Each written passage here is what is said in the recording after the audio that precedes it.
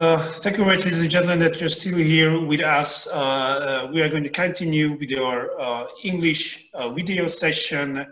We have two guests. First, we have Miloš Hodun, who is the president of Projekt Polska, a Polish think tank, and he's also the board member of ELF, of the European Liberal Forum.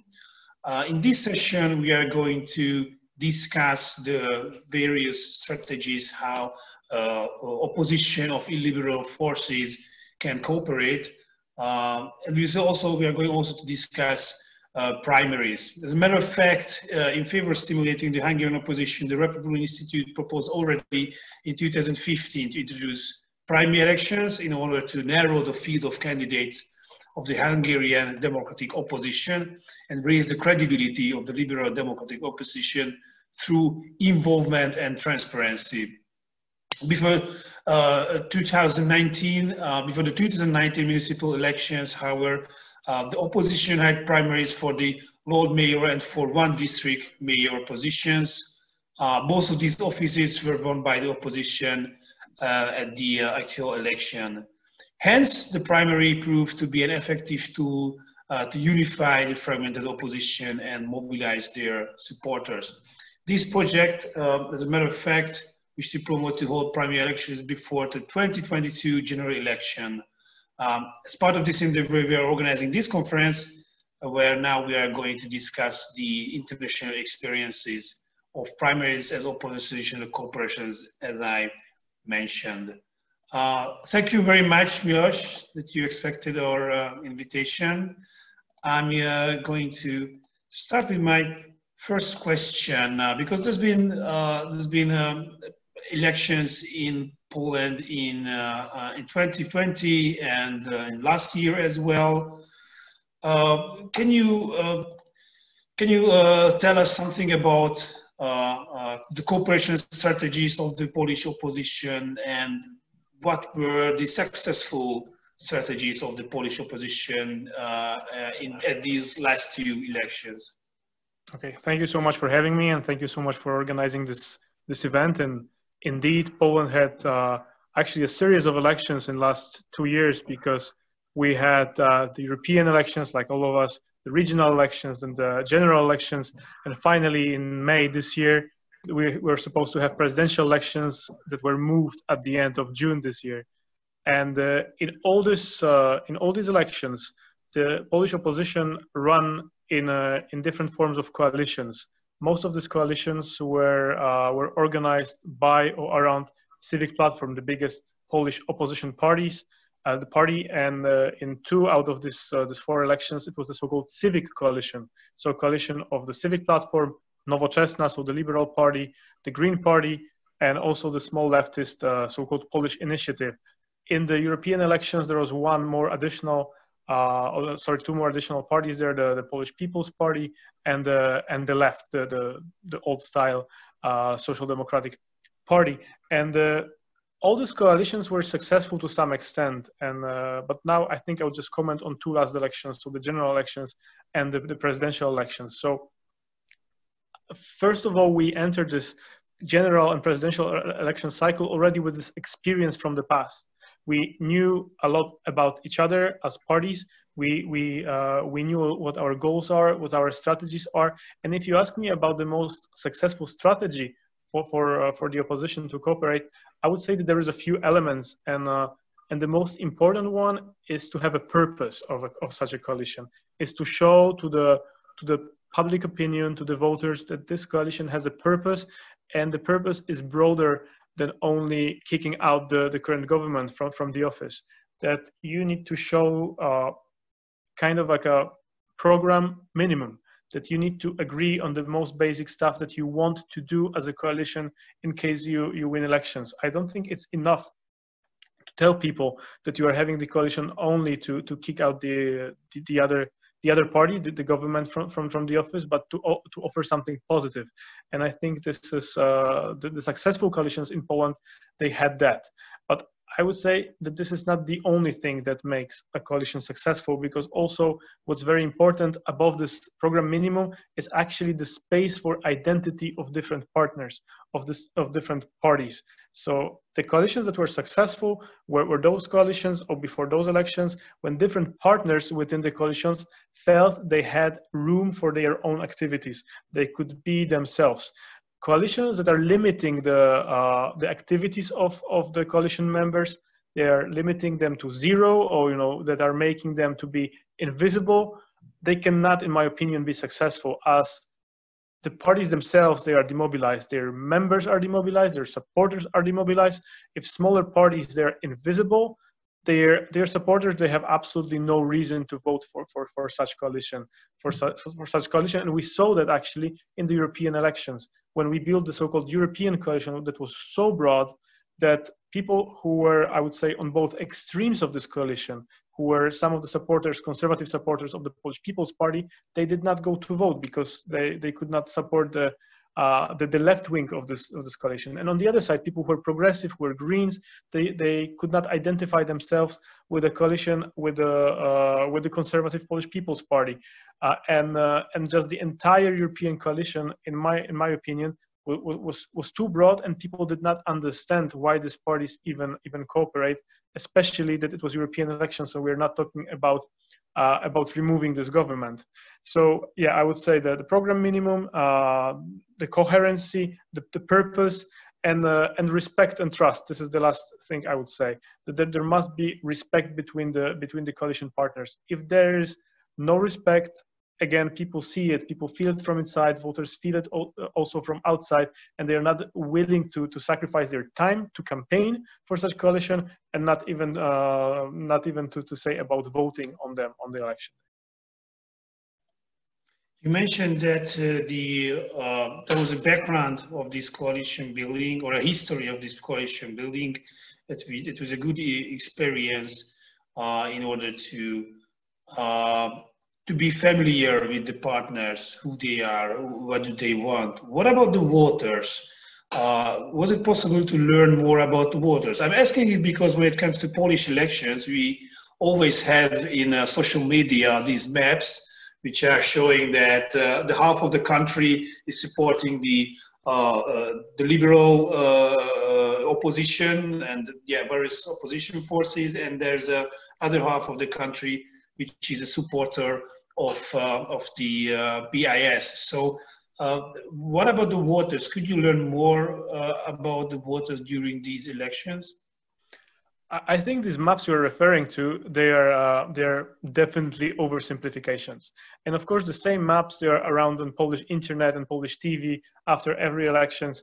But this is a very simple or oversimplistic version of Polish election results, because they just show you the results on the region level. If you go deeper on the county level or of the municipality level, you see that the colors are very much different. Basically, peace wins everywhere in all the rural areas, and the opposition wins in the big cities.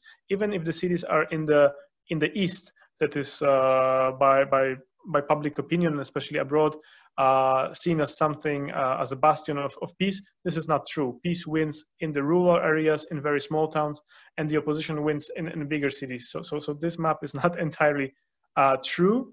And if it comes to the voters, Polish voters expect Polish opposition parties to cooperate. This is the first thing.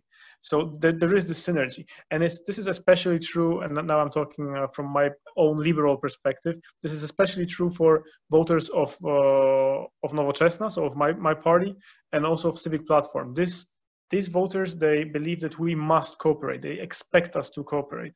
We saw it in focus groups. We saw it in many research reports that our voters want us to cooperate because they see us as two parties that are very much alike, especially vis-a-vis peace. So they see our cooperation as the only way to beat peace in democratic elections. So they actually welcome welcome this cooperation, and even more, they cannot imagine us not to cooperate, because something that pushes us for a coalition in Poland is not only the will or the program. Like we need to be honest with each other and say that something that pushes us the most is the electoral system, and is the electoral system that promotes the biggest parties and big blocks. So if you are trying to compete with PiS, who is, let's say, polling at 35%, it's not enough for you to have three parties with 15%. You need to be as close to the 35% as possible, because the biggest parties in the parliament, they get a bonus. And Polish people know that, voters know that, and they expect we cooperate. So can we say that from this aspect, the voters are way ahead of the opposition parties? So they are the factor, so the voters themselves who are promoting a cooperation among opposition parties? Absolutely. Absolutely, this is true. And I would say this is even more visible if you looked at the most active segments of the voters, at the associations, formal and informal, that have been fighting for Polish democracy, for the independence of the courts, for the independence of the media, of women's rights in the last 6 years of the PiS government. These people are actually yelling the loudest, like, you must cooperate. And these are the people that are supporting all the campaigns, like with their volunteer work. So it's not possible for party leaders not to listen to them, because they are the most vocal, the most active, and the most engaged people in the system we have. When it comes to the state of the opposition in Hungary, then government pundits are always saying that the opposition would be that the opposition couldn't govern the country because they don't have the know-how, they are fragmented. What about the Polish opposition? What do the Polish voters think about the Polish opposition? Could they make a stable government, or do they see the opposition as fragmented, and because of this fragmentation not capable of forming a strong government? I think the fragmentation is not the biggest problem for Polish opposition, because we have clearly one big bloc that is trying to compete with PiS, and then we have a few other parties that are behind. I think Polish voters are not very much, are not afraid that this coalition between different opposition parties would not work, as I believe it would work. There is only one less stable part or unstable part in this opposition landscape, which is the far-right confederation. And we don't know about them. And any coalition with them, it's very hard to imagine for the opposition, as they are very much on the right side. But I don't think that the Polish opposition, the Polish public opinion fears that the opposition would get back in power, because, as I just said, get back in power. The main accelerator, the main motor of this opposition is the civic platform that was in government for 8 years. So they know how to govern. And I don't think there is any fear about that. But this is a different question. When you ask me what Polish people think about the opposition, this is a very different story. So they're not afraid of this fragmentation, but they are afraid of kind of inability of winning. It's been 6 years. It's been at least 4 elections, as I said, in the last 2 years, that the opposition was not able to win. I think this is the biggest problem. Polish people fear that these parties are not able to win anymore, and they must prove that they are able to win. And the presidential elections was the closest for us in this task, because Rafał Trzaskowski, the candidate of the Civic Coalition, later supported also by other opposition parties, was only 400,000 votes short from the victory. And I know maybe sounds like a lot, 400,000 votes, but it's really not, because he got over 10 million votes. So this 400,000 was something that was manageable, and the opposition for the first time in many years showed that it's able to win, even though it did not win. It's capable of winning. And also Rafał Trzaskowski gave something more than that, gave hope for the future, as his campaign was very different, was very natural. He was a very natural candidate, a candidate with passion, who showed that can actually change the image of the Polish opposition. So he gave lots of hope to the supporters of the opposition here. It is said that in Hungarian politics, cultural issues matter a lot. So, and there are very important and deep cultural cleavages in the Hungarian society. What I saw actually in Poland and what I heard about the Polish politics, there is also some kind of cultural conflicts in the Polish society, and these are also political conflicts. Can you tell us something for us about these conflicts? And my question is also, what is the impact of these conflicts on the opposition? Does it support a unity of the opposition, or maybe some cultural conflicts are also cutting through this opposition? The cultural conflicts are the most comfortable for the government, I believe, to polarize the society. These are the emotional topics, and these are the topics that the society is very easy to mobilize or demobilize upon. And as you probably know, in Poland right now, for quite some time already, the LGBT topic is the biggest cultural topic that divides the society. And the government is playing this card in a very cynical way. It's playing this card dividing the society, is playing this card regardless that we have verbal and physical attacks on minorities as a result, direct result of such campaigns. So yes, cultural division is a huge thing, and it's still very present, and it will be very present as it is very profitable for the government, because they see that with this emotional division they can win elections. And if you ask me about the opposition side, so as I said, I think the first conclusion would be that, as I said, that this is a very divisive thing. So right now we have a big division, government and anti-government. So even I think many of the opposition members of the parliament from the opposition, who are not such huge supporters of LGBTI rights, now they became ones, because they see that there is no other way. It was the same what Jarosław Kaczyński did with abortion a few years ago. He wanted to introduce a full abortion ban, and even people who were not in favor of abortion in general, who were like saying, okay, I have no opinion, after what Jarosław Kaczyński did, you had to have an opinion. And many of the opposition members just needed to have an opinion which was in favor of women's rights, because it was this or full abortion ban. This is how polarization works. I think this is a very similar thing now with LGBT rights. So many people who did not really care about LGBT rights, who thought that this is not their thing, that this is ideological or war somewhere there, now they must support, because they see it's dehumanization of LGBT people, of minorities, or actually fighting for human rights for everybody. So I think this is something that will unite us more, that the support for LGBT rights within the opposition is growing. But then you are right, the opposition is definitely not homogeneous here, as we have the Civic Coalition, who in general is fighting for the LGBT rights. We have the left, who is also fighting for LGBT rights. But then we have the Polish People's Party, who is not very minority friendly, and it's leaning towards peace attitudes here. And we have the far right Confederation, who is doing the same, who is trying to be even more radical than peace and cultural issues.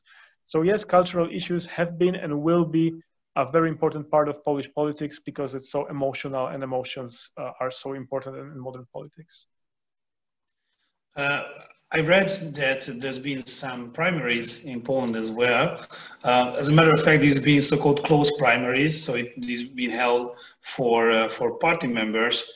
There was one in 2010 and one last year. Can you tell us something about these primaries? Were they successful? Primaries at all became an issue in Poland when it comes to cooperation among opposition parties or not? So can you tell us something about that? I think Polish parties are afraid of primaries. So this is not a big phenomenon here. And you are right. In 2010, there was this closed primaries within the Civic Platform, and the Civic Platform members had to decide between two candidates to be candidates, between two people who were to represent them in a presidential race. And eventually the winner of this race, Bronisław Komorowski, became a president.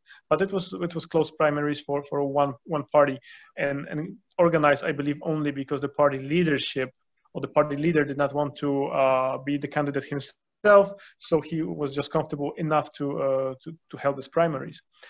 This year we had rather successful primaries in the far right coalition of parties. So we have this newcomer to Polish Parliament, the Confederation, which is an alliance of different right-wing libertarian parties, groups, single-issue groups like anti-abortion groups, like anti-vaccination groups, and they organize primaries to find a candidate. But this confederation is very diverse. There is many groups and many leaders who feel that they are leaders of the entire movement, and there was no agreement. There was no agreement on how to select a presidential candidate in a different way. So primaries were organized, and they were successful in terms that the guy who was selected, Krzysztof Bosak, he scored around 8% in the presidential elections. So pretty good result, and he actually became the face of the movement. And now the movement, this far right movement, is the fastest growing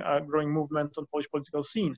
So in this term, yes, these primaries gave some momentum to this grouping, and the leader selected in this primaries is seen as a leader, and his movement is growing. So they were successful in that way.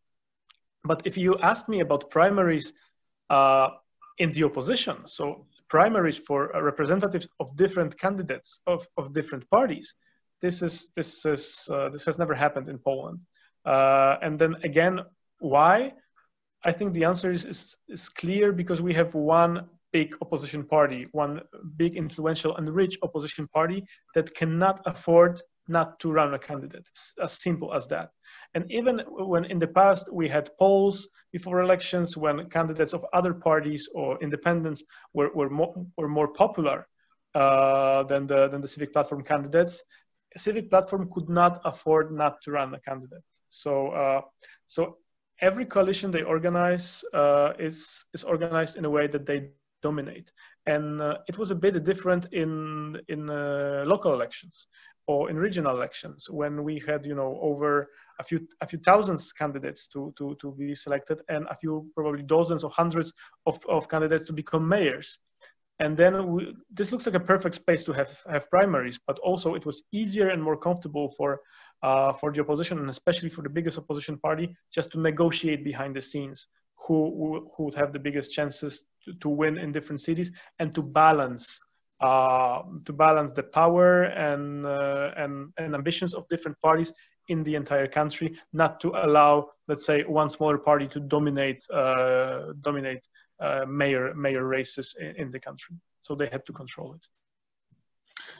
Well, we see, maybe we hope that after the 2022 Hungarian election, there's going to be a good practice of how to forge a coalition between democratic and liberal parties with the help of primaries.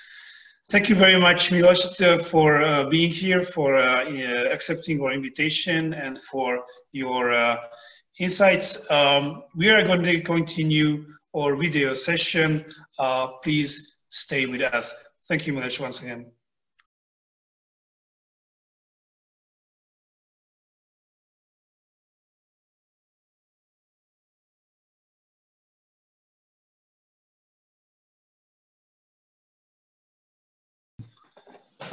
So, ladies and gentlemen, we are going to continue our panel on the experiences of opposition and cooperation and the European experiences on holding primaries. We have here Monsieur Bernard Guetta. I'm hoping I pronounced your name correctly. Who is almost. Almost. Thank you very much. Who is a member of the European Parliament at the Renew Europe group. Mr. Guetta, thank you for accepting the invitation, and thank you for... It's my pleasure. It's my pleasure. For being here. My first question would be if you can see differences between the American and the French primaries. because there's been primaries in French politics as well. Maybe people are not aware of that. Well, I cannot see any difference because the French primaries were purely, simply copied on the American one. It was an idea of some of the most, of the brightest intellectuals or spin doctors, both of them, of the Socialist Party at the end of the 90s, almost 25 years ago. And they thought that to give some light to the new generation of the Socialist Party, it would be a good idea to import the system of the American primaries. And so this is a pure copy because those primaries in France are organized inside the same party.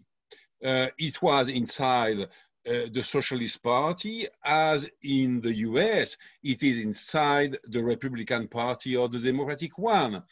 And the situation in your country, what you invented 2 years ago or something like that, or 18 months ago, I don't remember precisely, a primary between different parties, that's a real invention from the opposition parties in Hungary. And this is, for me, on my eyes, this is a very fascinating invention because, maybe I'm wrong, but I have the feeling that it could be a dynamics toward the constitution of a big democratic party and to fight, to compete with Fidesz. And so it could be, and again, maybe I'm wrong, I'm French, I'm not Hungarian, but I have this feeling it could be a road to a two-parties system in Hungary, and which is completely different than the French primaries. And basically the idea in Hungary, so this is, the primaries are seen as an innovation because, as you said, it could help to unite the opposition, because the opposition, the left is now, and the left and the liberal parties are very fragmented now.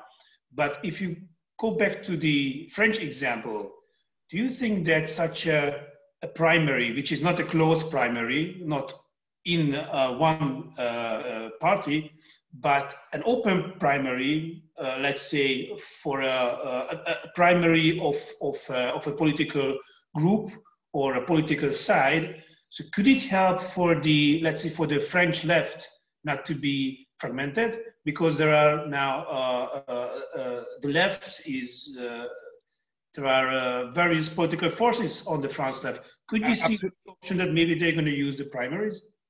This is a very good and delicate question. I would say yes, but I'm not sure of that. I would say yes. Why? Because the leftist party in France, and we have a lot of leftist parties, are completely fragmented, as you said, and they need to find a new, I would say, a new program.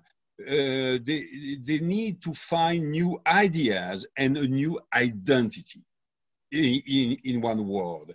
And if you are successful in your next election, as you were already during your municipal elections, strangely enough, Hungary could become a solution to follow for the French left. There is what you are inventing actually in Budapest is really fascinating, is really new. And I wish you a success, not only in defeating Mr. Orbán, certainly on that, but also in creating a new party and a two-party system in Budapest. Well, thank you very much. We see what's going to happen in 2022. But if we consider the political background of Hungary, we can say that Germany has more influence in Central Europe. So when it comes to political traditions, but still in whole Europe, we can see from England, from the United Kingdom to Poland, that there is a more stronger right and the more disintegrated left. Mm-hmm. And in some cases, liberal parties are more successful than the left. Do you think what happens here in whole Europe is a general tendency, or it's just some kind of accident that the left is disintegrated in all these countries? You know, left is not disintegrating only in Europe, but also in Israel, but also in India, but also in a lot of countries all around the world. And so for the people belonging to the left, to any kind of left, the task is now to reinvent the left for this century. And it will be very difficult. It will be, I think, quite long to do that. But you are opening the road. You are opening, yes, the road for something completely new. And by the way, the differences between the European political systems, German, French, Italian, and so on, are really reducing. And because we see the same trends, actually trends, not similarities, but trends in almost all of the member states of the European Union. You said so, a right stronger and stronger and more on the right of the right, and a left in disarray. But on the other hand, the Fidesz, peace in Poland and so on, and the Front National in France and so on, they are not that successful after all. You defeated Mr. Orbán during the municipal election in the 10 biggest cities of your country. It wasn't nothing. It wasn't nothing. It was quite a big success.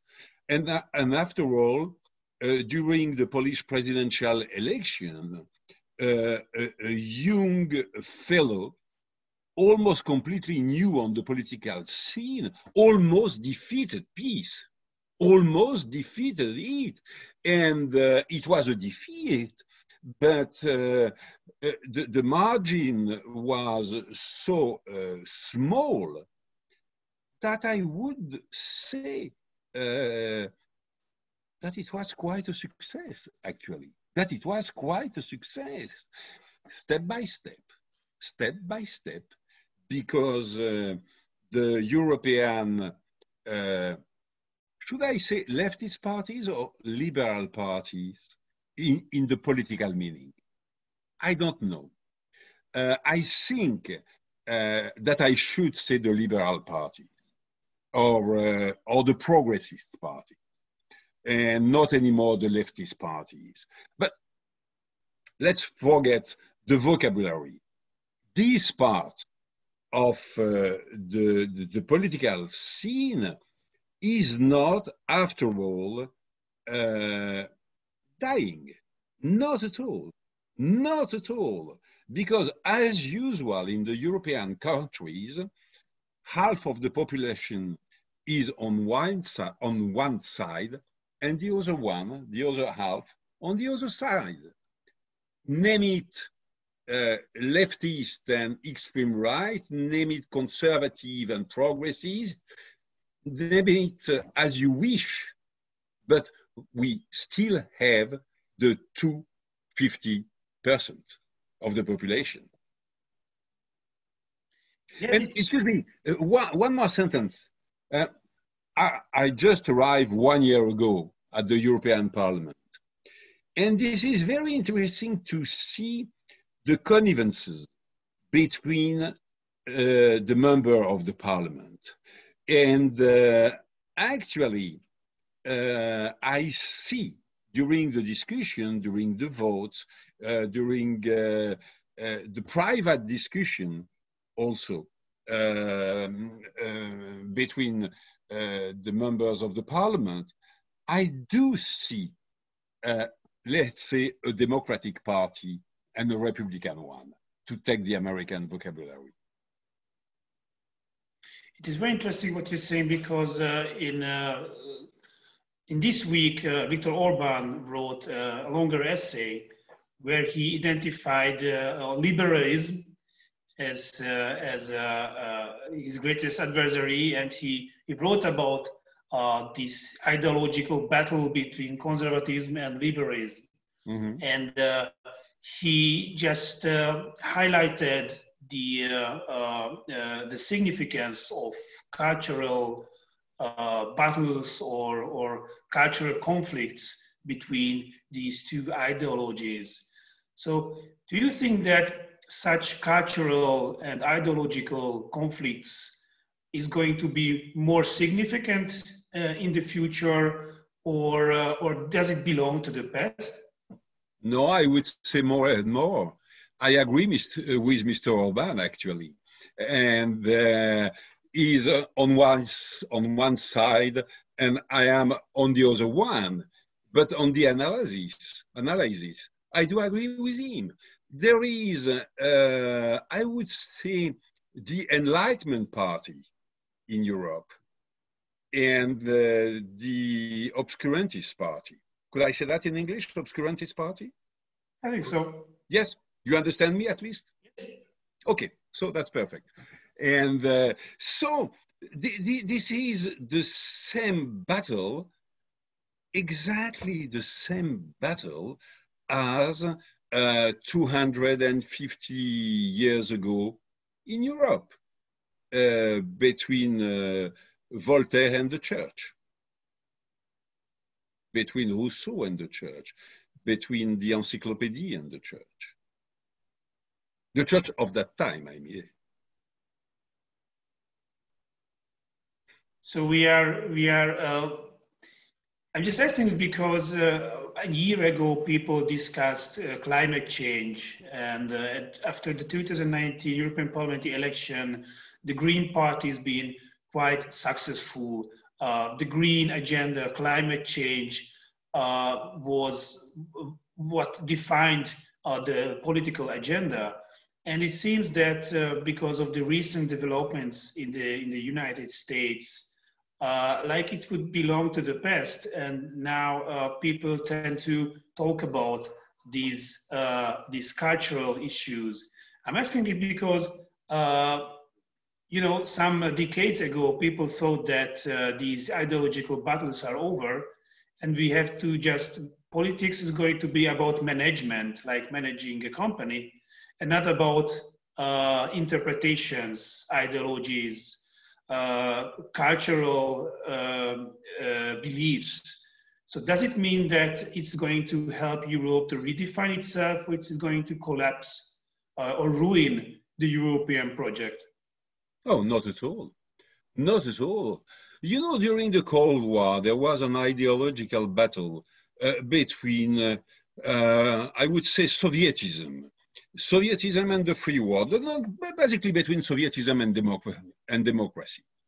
And two very different ideas, two very different Is it ideologies? I would say systems, regimes. And some people naively thought that after 1988, it would be the end of history, which was absolutely ridiculous, obviously. I would say that it was the restarting of history and of the real ideological battle. And the real ideological battle was and is between a deep conservatism and a real progressism. And that's it. And that's it.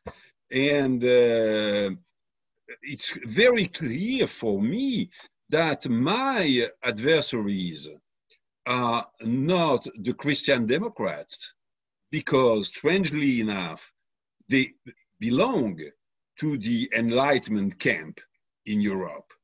But my political adversaries are certainly Mr. Kaczynski and Mr. Orban, and in France, Madame Le Pen, and in Italy, Mr. Salvini, and in Washington, Mr. Trump, and in Moscow, Mr. Putin, and in Beijing, Mr. Xi. I see the real differences, the real difference between those three guys, Trump, Putin, Xi, and the Democrats. Trump is not at all a Democrat.